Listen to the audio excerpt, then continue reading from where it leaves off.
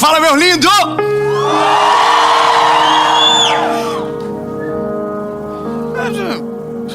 Nós estamos aqui nesse lugar muito chique. O povo é um pouco mais tímido. Muito ricos, muito dinheiro. Estamos em Bruxelas. E a mensagem hoje vai ser gravada nesse lugar lindo, com esses brasileiros, portugueses, angolanos, cabo-verdenses, bulgarianos, eu acho que é isso que alguém fala. Os irmãos top. E eu tenho uma palavra de Deus para o teu coração. Eu quero te pedir uma coisa: elimine as distrações, guarde o coração para ouvir uma voz, a voz de Deus. Eu tenho certeza que quando acabar essa mensagem, você vai ter uma nova direção sobre a sua história. Em nome de Jesus. Eu só quero te pedir, antes de começar o vídeo, dá um like, curte o vídeo. Por que curte o vídeo? Porque eu tô pedindo. Nem que seja por pena, curte. Porque quando você curte, o YouTube entende que é um conteúdo relevante e ele manda para mais pessoas. E o nosso objetivo é fazer com que a mensagem chegue o mais longe possível. Então curte o vídeo, comenta, compartilha, manda no grupo da família, no grupo da avó, do vô, manda para todo mundo, diz assiste. E se você ainda não é inscrito no canal, se inscreve, ativa o sininho. Todas as segundas-feiras tem uma mensagem sem falhar há 4 anos para você aqui no canal. Uma palavra de Deus para você. Então se inscreve e vamos pro vídeo.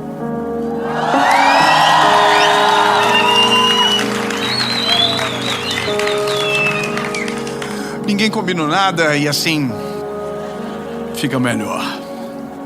Evangelho de Jesus, conforme escreveu Marcos, capítulo de número 6, verso de número 40. Vamos voltar no 39. Marcos, capítulo 6, verso 39. E ele ordenou-lhes que fizessem assentar todos em grupos sobre a grama verde. Amém. Ai, que lindo. É, lindo. Eu quero fazer uma jornada, uma caminhada com você, de algo que eu ouço muito e que chega todos os dias. Pedidos de oração, de aconselhamento, de pessoas que dizem a mesma frase e essa frase ela repete-se diariamente: acalma o meu coração. Pessoas com a sua vida vivendo uma tempestade, vivendo um dia mau, um dia difícil, e quando dobram os seus joelhos ou quando conversam com alguém, a palavra é a mesma: eu preciso que Deus acalme o meu coração. Eu não sei se você consegue entender isso, mas tem vezes que a tempestade ela não é externa, a tempestade é interna, é aqui dentro. A gente olha à nossa volta e a gente não consegue entender ou explicar o que está acontecendo dentro de nós. A gente não consegue encontrar uma resposta do porquê estamos sentindo o que estamos sentindo. Então a gente pede socorro e diz: Senhor, acalma o meu coração. E eu preciso saber o que Deus faz, eu preciso saber que milagre pode acontecer. E quando esse dia chega, porque ele chega hora ou outra, eu preciso saber para onde correr, porque aqui também mora um problema. No dia da angústia, muitos de nós não sabemos o que fazer, como reagir, e as nossas reações determinam as colheitas. Então nos dias maus, nos dias de angústia, nos dias de nervosismo extremo, nos dias que a gente não sabe para onde correr, essa palavra, acalma o meu coração, às vezes ela nem sequer sai também, porque a gente não sabe o que está acontecendo. É como se tivesse um vazamento de água, aonde a gente não sabe aonde é o buraco pela qual a água está entrando. E eu digo para você uma coisa: eu entendo a cada dia que Deus nos leva a pessoas específicas na hora certa com uma resposta. E eu oro para que esta palavra seja uma resposta de Deus na vida de alguém que esteja passando por isso agora. que o coração esteja vivendo uma tempestade, mas que hoje saia com o coração aliviado, respondido pelo Espírito Santo de Deus e compreendendo a maneira, o modus operandi, a forma que Jesus faz. Porque quando a gente entende os processos de Jesus, por mais que Ele é maravilhoso, extraordinário e não está limitado àquilo que a gente pensa sobre Ele, Ele está além da nossa capacidade, mas existem coisas que Jesus faz que deixam sinais, termômetros, que nos ensinam a maneira que Ele age. Eu quero começar dizendo para você o que acontece nesse texto, cujo qual eu digo que nós lemos agora, e parece que fica muito inconcluso. Olha, Ele mandou todos se assentarem sobre a grama verde e separou em grupos. Assim, não entendi nada. Mas se preparar não só para entender, mas também para aplicar na sua casa, no seu coração, na sua vida. O que está acontecendo aqui é o seguinte: Jesus passou o dia inteiro ensinando. Que delícia! As pessoas estavam todas ouvindo Jesus, e Jesus maravilhoso, lindo, ensinando, e de repente a barriguinha começou a roncar da multidão. O pessoal começou: nossa, uma fominha? Será que tem um Starbucks perto? O pessoal assim: nossa, uma comidinha ia bem agora, hein? Um caldinho. E estava todo mundo com fome, e a Bíblia diz que Jesus já tinha dado pão. Só que o pão era a sua palavra, entendeu? Jesus tinha dado alimento, o alimento foi a tarde toda, só que era um alimento espiritual. E Jesus, Ele não se preocupa só com o nosso espiritual, grava isso. Jesus se preocupa com todas as áreas da nossa vida. Jesus, Ele é empático com aquilo que o ser humano vive. Tem gente que pensa que Jesus é alguém distante, que só vê a alma. Não, Jesus vê o seu corpo físico, Jesus vê as tuas emoções, Jesus vê o teu coração, Jesus vê você por completo. Grava: Jesus me vê de maneira completa. Fala isso para você nunca mais esquecer. Jesus sabe o meu nome. Mas meu nome é Xeroxon. Jesus sabe o seu nome. Ele sabe soletrar o seu nome. Sabe por que eu estou dizendo isso para você? Porque tem pessoas que desconectam Jesus daquilo que Ele é. Ele se importa. Então agora eu olho para Jesus. Jesus está assim olhando para a galera. Vocês estão com fome, né, gente? Eu vou resolver essa treta de vocês. Vocês estão com fome? Então eu vou resolver essa treta de vocês.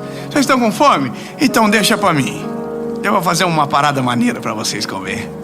Aí Jesus disse para os discípulos: gente, traz a comida aí para nós fazer um negócio.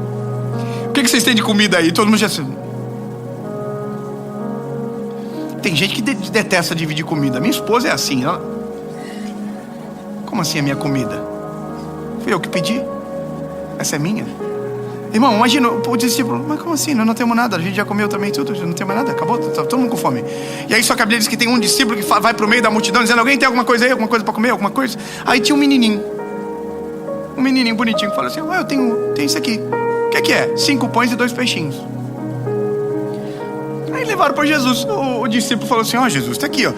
O André falou para ele: Jesus, está aqui, 5 pães e 2 peixinhos, mas não dá para ninguém comer isso aqui.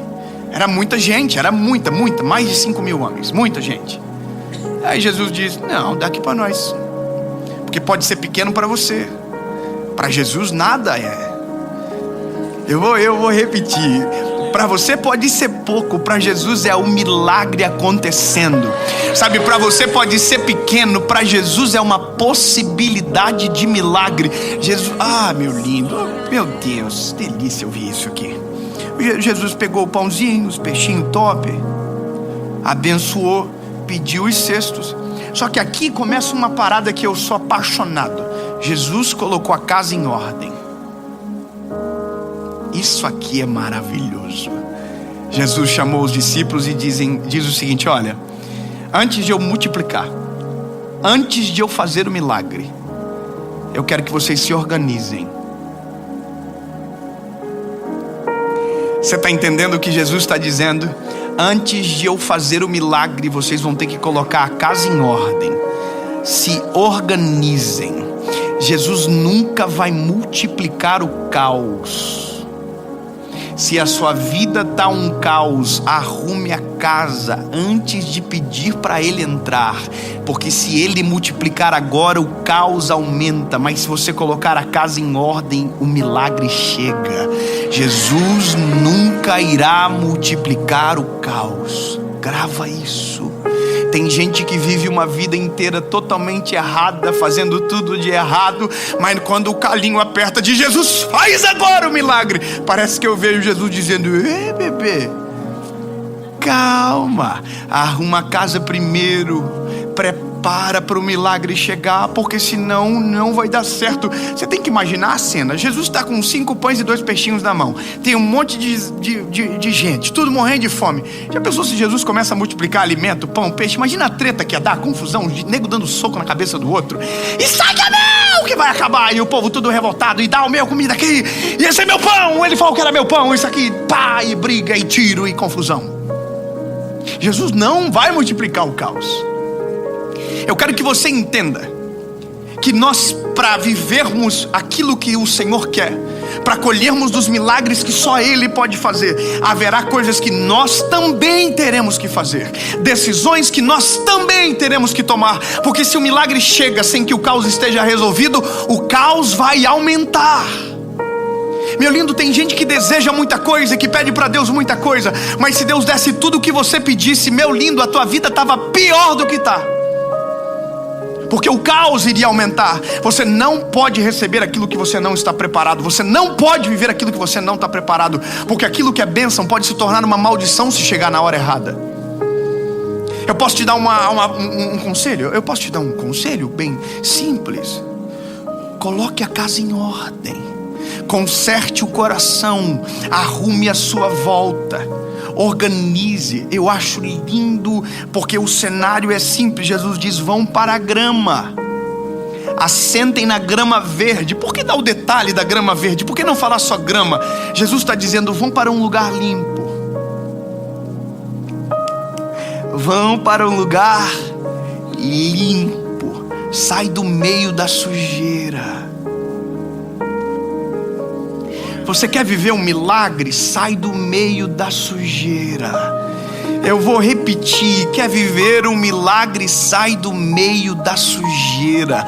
Na sujeira o milagre não vai acontecer. Na sujeira o milagre não vai chegar. Na sujeira o alimento não será multiplicado. Na sujeira você não vai ver o sobrenatural. Agora experimente sair do ambiente da sujeira para o ambiente a qual Jesus está mandando. No texto Jesus diz: vão para as gramas verdes. Jesus está dizendo: vocês vão mexer com um milagre que eu irei fazer. Então limpem-se, vão para um lugar limpo. Agora tem outro detalhe. Jesus diz: sentem. Ah, meu lindo, só eu que sou hiperativo sei o que significa a palavra sentar. Quem é hiperativo sabe do que eu estou falando, irmão. Sentar é um veneno. A gente senta e fica assim, ó. Não é verdade? A gente... Acabou? Irmão, eu perco a atenção rápido. Se eu me desinteresso, eu perco a atenção rápido. É só Jesus para eu voltar, porque eu sou hiperativo. É um probleminha da cabecinha da gente. Só que eu quero que você entenda: quando Jesus diz senta, Ele está falando em pé, eu não vou fazer nada. Jesus está dizendo: enquanto você estiver ansioso, andando de um lado para o outro, eu não vou fazer. Enquanto você estiver correndo, batendo a cabeça para um lado e para o outro, não vai dar para realizar nada.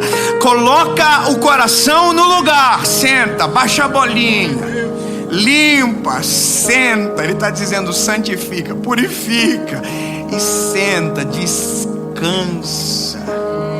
Ah, irmão, se a gente entender isso, quando a gente olha para os textos bíblicos, quando a gente olha, por exemplo, para Jesus chegando, andando por cima das águas, está todo mundo: eu vou morrer. E aí Jesus diz: ei, calma.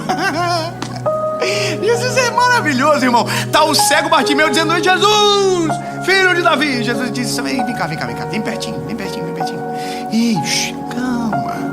O que tu quer que eu te faça, rapaz? Aí ele diz: eu quero ver. Então pronto. Mas baixa a bola, segura, dá uma seguradinha. Fala para quem está perto de você, diz assim: dá uma seguradinha. Tem gente, tu entende que Jesus, ele é muito inteligente, obviamente é a plenitude da sabedoria. Jesus sabe como fazer. Eu digo para você, se o que eu vivo hoje, eu vivesse há 5 anos atrás, eu já teria me autodestruído. Porque o tempo e as estações foram feitas para ser respeitadas. A flor não foi feita para nascer no inverno. Se a flor nascer no inverno, ela vai queimar. A flor foi feita para a primavera. As folhas foram feitas para cair no outono. Tudo tem o seu tempo, tudo tem a sua estação. E os tempos e as estações se respeitam. A flor vem na hora certa, as folhas caem na hora certa. O frio só chega na hora certa. Deus respeita o tempo e as estações, e nós também temos que aprender a respeitar os tempos e as estações e dizer: Deus, a flor vai chegar na hora certa, as folhas irão cair no momento certo, o verão vai chegar na hora certa, porque tudo que é feito fora de ordem dá problema. Se a flor experimentar nascer no inverno, ela vai ser bonita por poucos dias. Mas se a flor nascer na primavera, ela vai durar durante o tempo que a primavera determinou.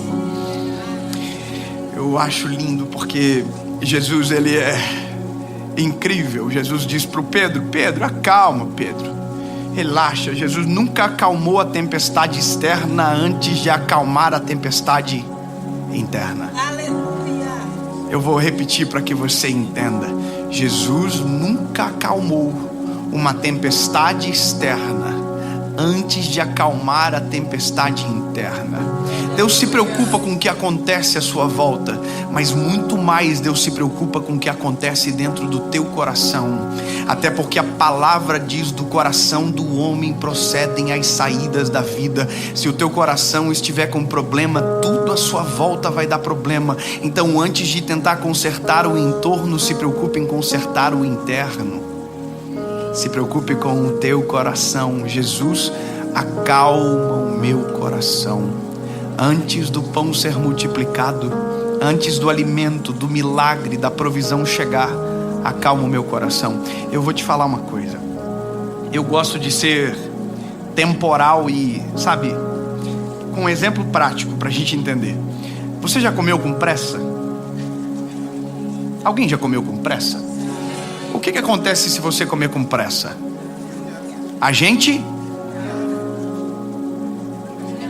Você está com um pouquinho de nojinho de falar a palavra?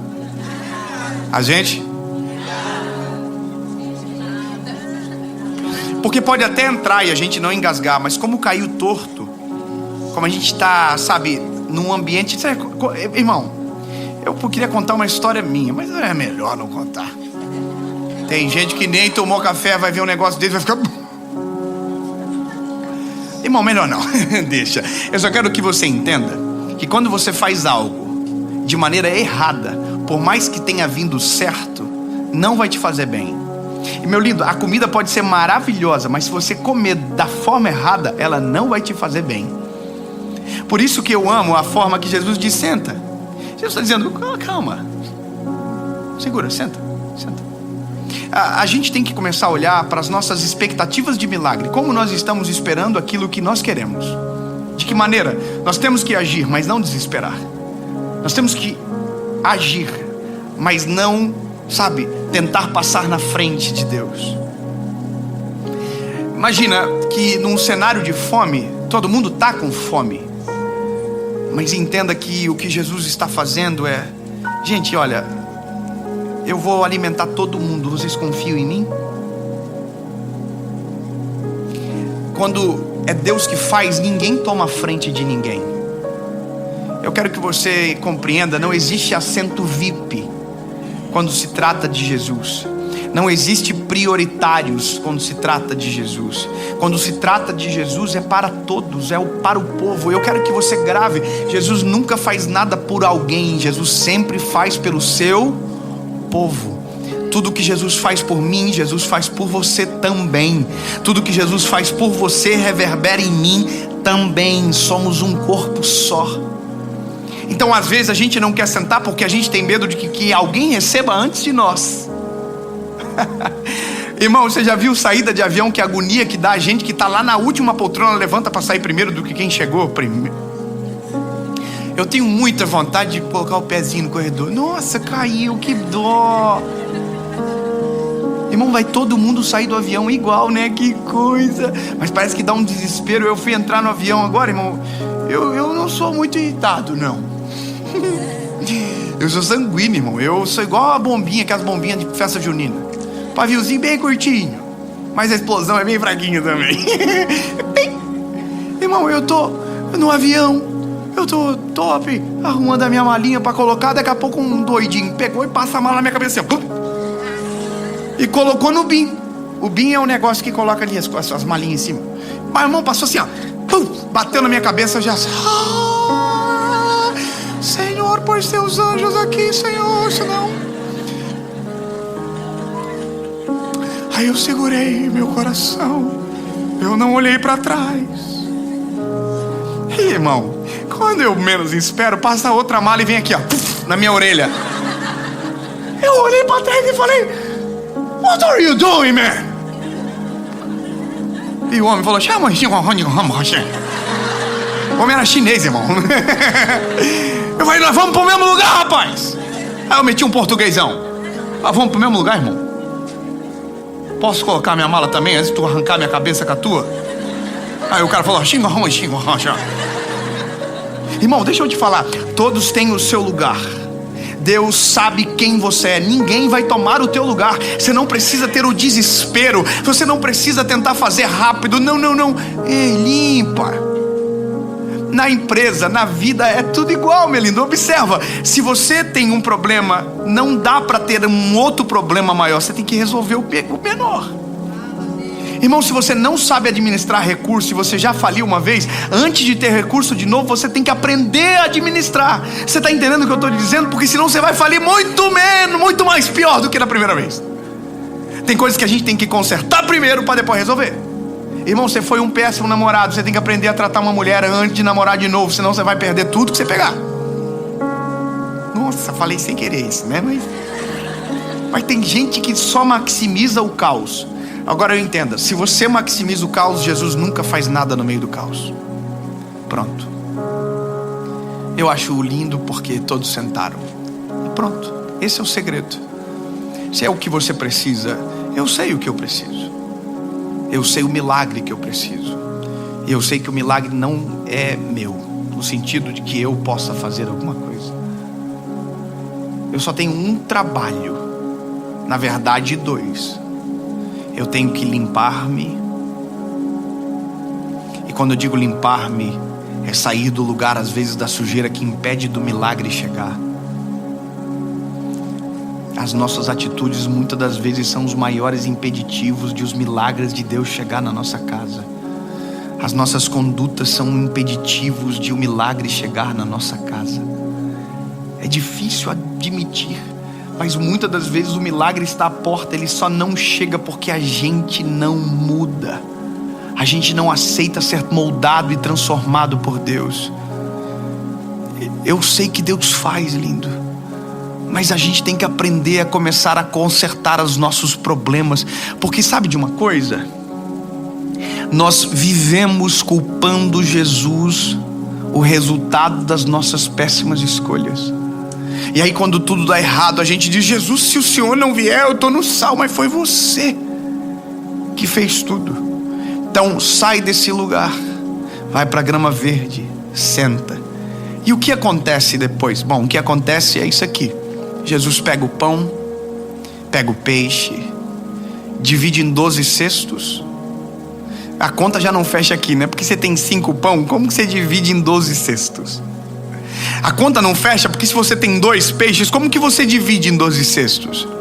Essa é a graça do milagre. Milagre não dá para fechar na calculadora. O milagre não dá para colocar na ponta do lápis. Você nunca vai conseguir explicar aquilo que você chama de milagre, porque o do significado do milagre é não saber explicar. Milagre não se explica, milagre se vive. Milagre não se justifica, milagre aproveita. Não tenta fazer a conta nunca vai fechar, porque é graça.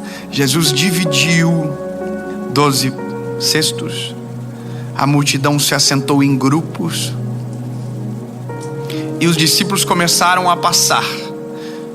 Eu fico pensando a cabeça de quem viu, da multidão que viu. Tinha 5 pães e 2 peixes, mas ainda só tem 12 cestos e nós somos uma multidão.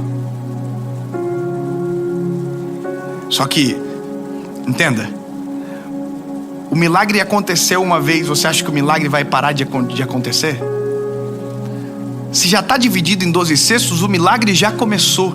Então não levanta para ver dentro do cesto, apenas estende a mão para receber o que vai vir de dentro. Não tenta ver a conta, não tenta explicar, sabe? Tem gente que fica preocupado: meu Deus, mas será? Ajudou hoje, será que vai ajudar amanhã?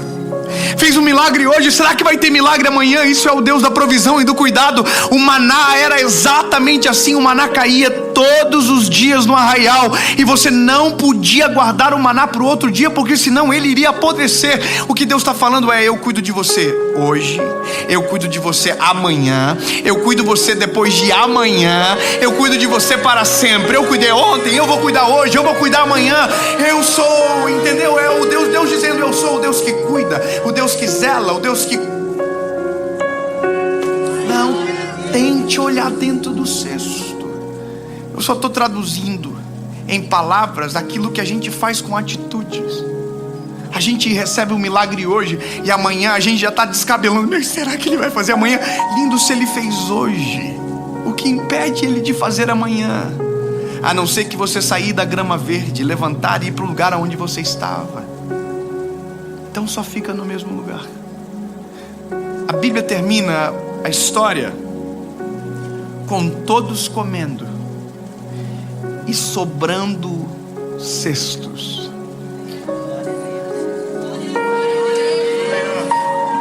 Por favor, me ajuda, Bélgica.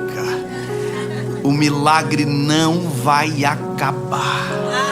Vai sobrar cestos. Tudo aquilo que Jesus coloca a mão não acaba.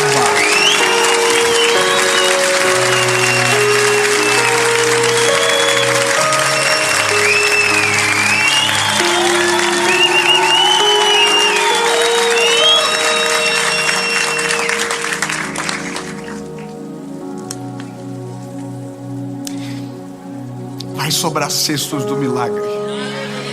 Vai sobrar. O milagre hoje vai ser repetido em nome de Jesus. A Bíblia diz que todos se saciaram, ninguém ficou com fome. Só que acontece um fenômeno aqui. O fenômeno é a cara dos discípulos olhando um para o outro, dizendo assim: caraca. Irmãos, estão tudo com uma cara assim estranha. Gente, tu tem cesto ainda aí? Tenho. E tem coisa dentro? Tem coisa dentro ainda. Aí o Pedro, por meio de ficar uma vida louca, falou assim: gente, o meu cesto ainda está cheio de pão e está cheio de peixe. Eu passei dando para todo mundo. Eu até tentei esconder um bocadinho, mas tem mais do que eu podia imaginar. Glória a Deus. Existe um segredo aqui, é muito simples. Tem gente que é responsável para o milagre chegar na vida dos outros. Tem gente que Deus usa para o milagre chegar na vida dos outros. Eu vou te contar algo, por exemplo, agora, nessa tragédia que aconteceu em Petrópolis, nós fizemos uma campanha na internet de 24 horas para levantar recursos para que o recurso chegasse na cidade. Mandamos uma equipe com todos os voluntários da nossa associação evangelística que podiam ir.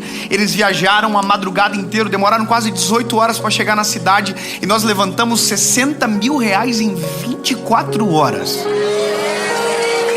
Você pode celebrar o nome de Jesus por isso?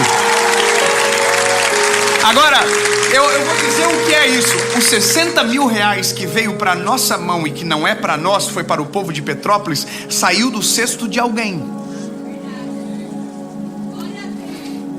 Agora, olha que coisa maravilhosa. Eu vi um vídeo dos voluntários lá dando kits de higiene, kits de comida, não só para aqueles desabrigados, mas para aqueles que estavam trabalhando, orando, sabe, levando. Olha que coisa mais linda. Alguém do outro lado tirou do seu cesto e o cesto de outra pessoa foi cheio em um outro lugar.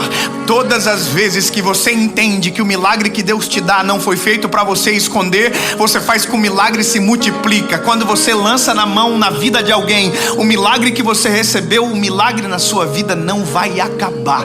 Eu quero aproveitar essa mensagem para dar um recado para você que doou lá para o pessoal de Petrópolis. Os cestos teus serão cheios e ficarão fartos em nome de Jesus.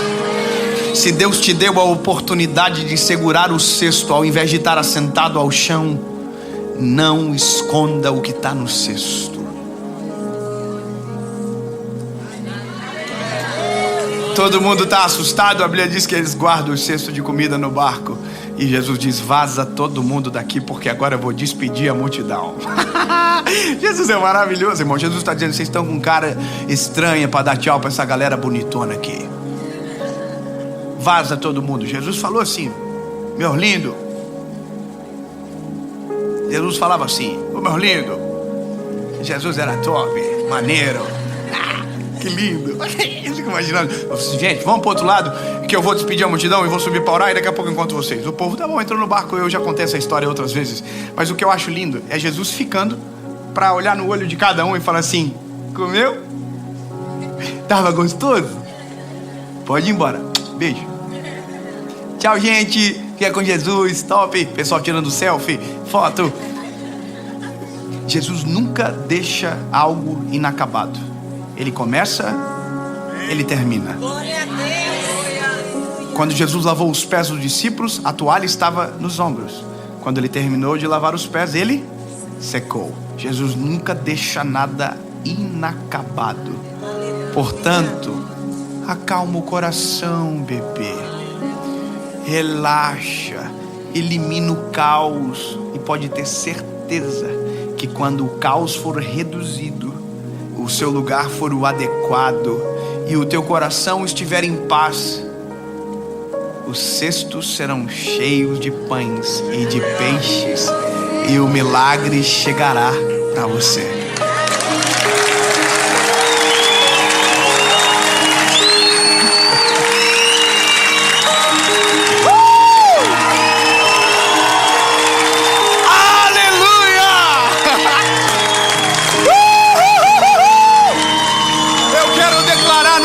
Jesus, o milagre vai chegar para nós.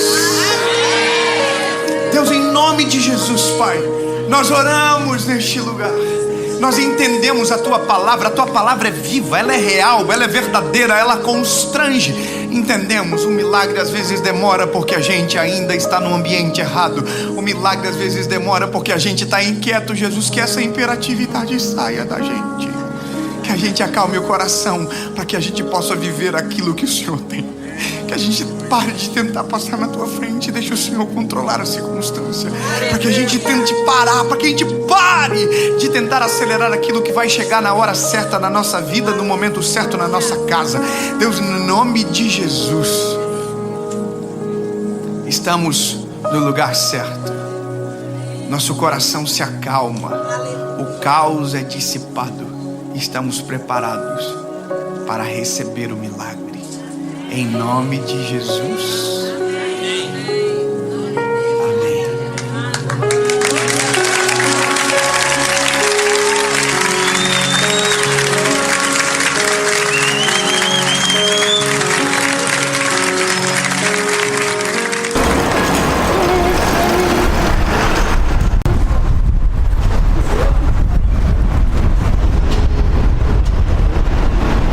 Gente, montando aqui em Bruxelas, montando setup, e um dos maiores desafios que a gente tem é um idioma, né?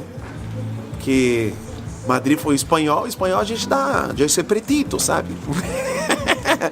Mas fora o inglês que a gente fica arranhetando, a gente fica perdido em algumas coisas, mas que bom que os contratantes aqui, toda a galera, eles têm nos ajudado a interpretar e a fazer a tradução. Sinon, se on peut faire direct depuis la table, Oui, d'abord, oui. ele faz direto da mesa. Ah, então são 6 canais. São 6 canais. Se pista lá. 6.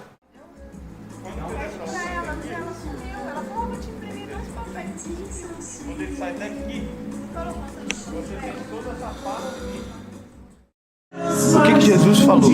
Saiam das aglomerações da lama, fiquem num lugar limpo, se dividam e assentem.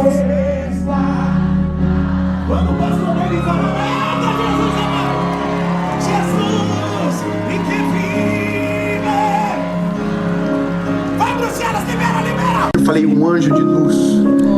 Encontrei, perguntei pra ela assim, é o meu jeitinho. Eu falei, oi minha linda, tudo bem? E ela levou um susto, maluco. Eu falei assim, o portão 20 é aqui? Eu falei assim, escopo da turnê de tudo aquilo que Deus tem feito nos últimos anos que nós estamos vivendo. E o nome do evento é o melhor dia da minha vida. Fala, meu lindo!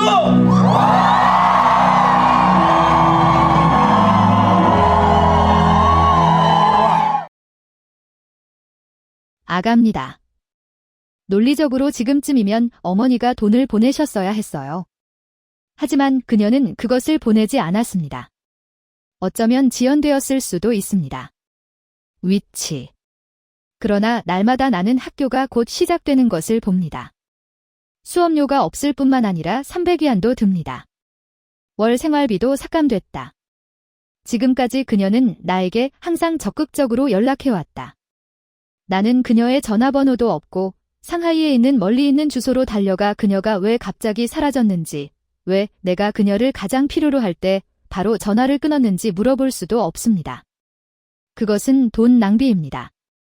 300만 원이 무사히 퇴원했지만 여전히 매달 1000위안 이상을 지출해야 했다. 레프라크 씨는 아직 박사 과정을 공부하고 있고 커리큘럼도 빡빡하고 매달 초과 근무 수당도 의료비로 100만 달러를 지불하기에 충분합니다. 대학교 1학년 때부터 대학원 시험 준비에 돌입했다.